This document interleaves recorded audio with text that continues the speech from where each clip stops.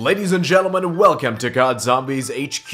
A few days ago I asked you guys on Twitter where you think DLC 1 for Infinite Warfare Zombies will be set. A bunch of people responded with everything from like a Back to the Future 1950s style to some kind of haunted mansion or hospital, but a few days ago we may have gotten a leak that announced the setting of DLC 1.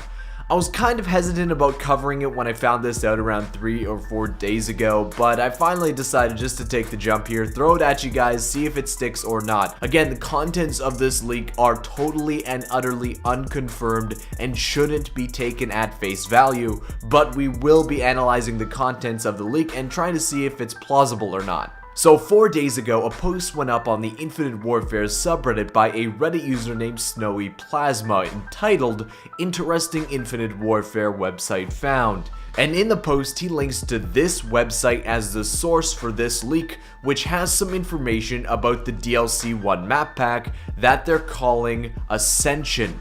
The supposed leak has bits of descriptions of the 4 new multiplayer maps, but we don't care about those, so let's look at the zombies portion. And the zombies portion of the supposed leak says this: Dead Ship, Episode 2 of Infinite Warfare Zombies brings players on board an alien spaceship that looks to be brought right from a 1980s horror film.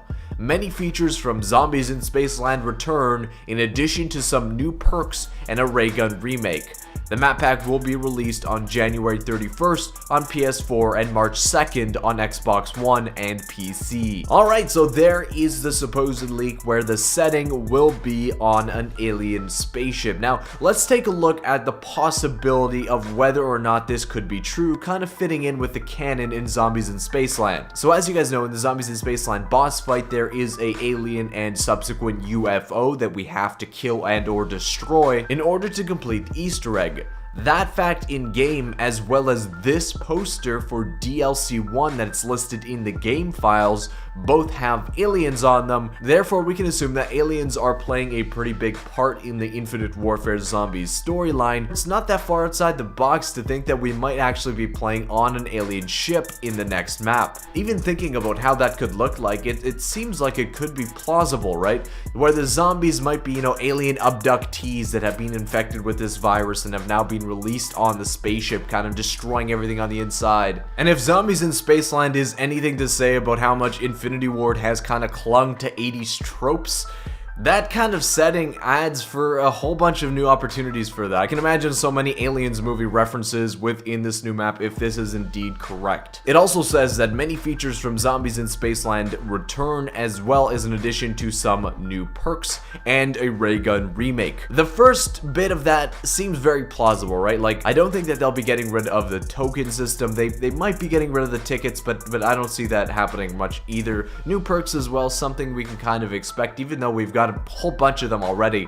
It does seem kind of odd that they say it's going to be like a RayGun remake, even though we pretty much got 4 different RayGuns within Zombies In Spaceland already, but I guess it does make sense considering the setting of the map is literally on an alien spaceship and the RayGun is supposed to be this, alien-like futuristic weapon. It's also important to read this little asterisk at the bottom of the website where it says, "Note, these map descriptions are ours and not taken directly from Activision.